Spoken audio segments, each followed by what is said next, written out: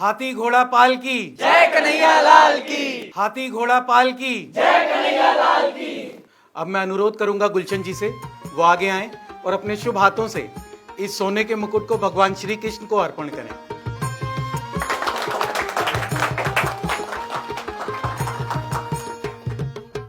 ठहरिए महाशय।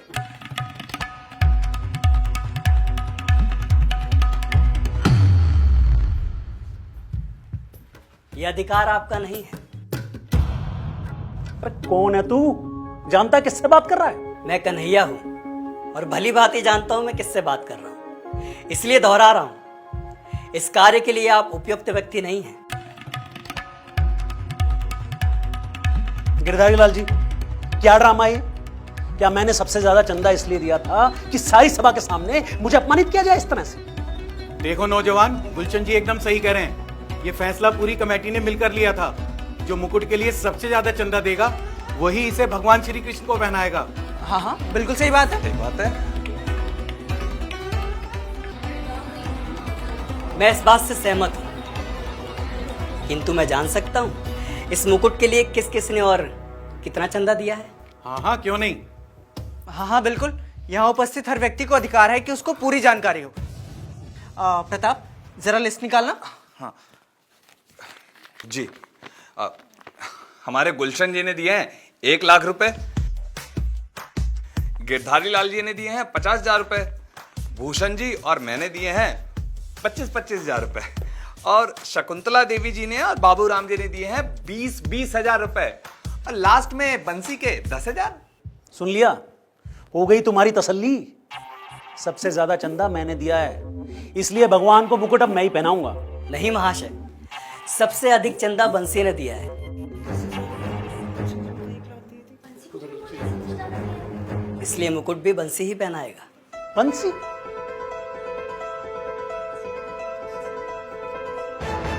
अरे नहीं नहीं भाई साहब, आपको कोई गलतफहमी हुई है। भला मैं मालिक की कैसे बराबरी कर सकता हूँ? बंसी, जी साहब। ये ले तेरे इस महीने की पगार। धन्यवाद साहब। आज ही हमारी पत्नी तनख्वाह के बारे में पूछ रही थी। वो क्या है ना कि हमें जन्माष्टमी के लिए खरीदारी करनी है। लगता है तुम और तुम्हारी पत्नी कन्हैया जी को बहुत मानते हो। जी साहब, हमारे पालनहार तो कान्हा जी ही हैं। धन्यवाद साहब। राधे राधे गुलशन जी। राधे राधे प्रताप जी, आइए बैठिए। और प्रताप जी, आज सुबह सुबह रास्ता कैसे भूल गए? गुलशन जी, इस बार जन्माष्टमी के अवसर पर कमेटी ने भगवान श्री कृष्ण के लिए एक सोने का मुकुट बनवाने का फैसला किया है। बस उसी के लिए चंदा लेने आए थे। भाई चंदा तो मैं दे दूंगा, लेकिन ये बताओ कि सबसे ज्यादा चंदा किसने दिया है? कमेटी के अध्यक्ष गिरधारी लाल जी ने। उन्होंने पूरे 50,000 रुपए दिए हैं। तो मैं 1,00,000 दूंगा, लेकिन नियम के अनुसार भगवान श्री कृष्ण को मुकुट मैं ही पहनाऊंगा। अरे आप नहीं पहनाएंगे तो कौन पहनाएगा? साहब, मुझे भी कान्हा जी के मुकुट के लिए चंदा देना है। अरे बंसी, हम लोग यहाँ पर बड़ा चंदा लेने आए हैं। तेरा छोटा मोटा 100-200 रुपए का चंदा तू मंदिर के दान पेटी में डाल दे। नहीं साहब, मुझे सारे पैसे देने हैं।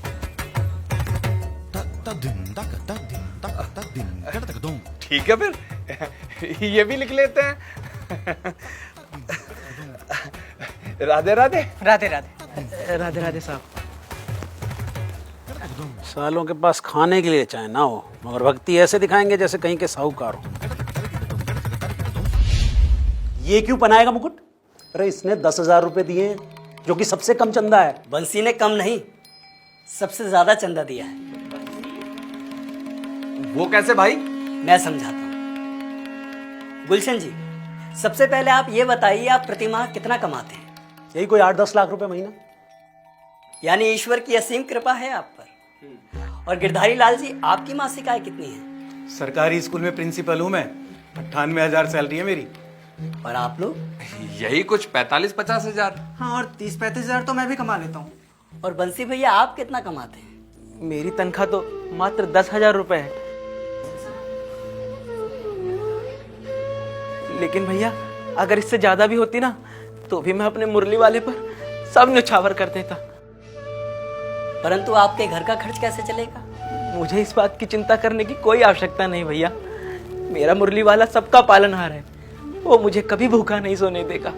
तो देखा आप लोगों ने, एक और गुलशन जी हैं जो महीने का 10 लाख कमाते हैं और अपनी आय का 10% मुकुट के लिए दान देकर घमंड में चूर हैं।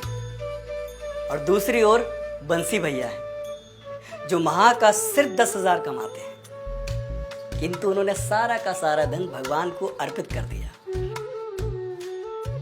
इसमें विशेष बात यह है कि इतना धन देने के बाद भी गुलशन जी पर कोई फर्क नहीं पड़ा, किंतु बंसी भैया के पास आने वाले कल के लिए कोई संसाधन शेष नहीं रहा। अब आप ही लोग बताइए, यहाँ सबसे अधिक चंदा किसका है और मुकुट पहनाने का असली अधिकार कौन रखता है?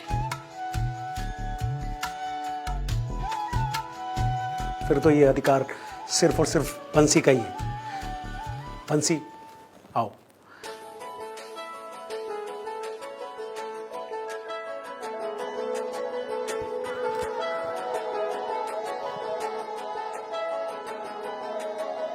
तुम्हारे कारण सब छोड़या, अब मोहि क्यों तरसाओ, बिरहा बिथा लागी उर अंतर, सो तुम आय बुझाओ, अब छोड़त नहीं बड़े प्रभु जी। ये मुरली वाले का प्रसाद है आपके लिए। अब छोड़त नहीं बड़े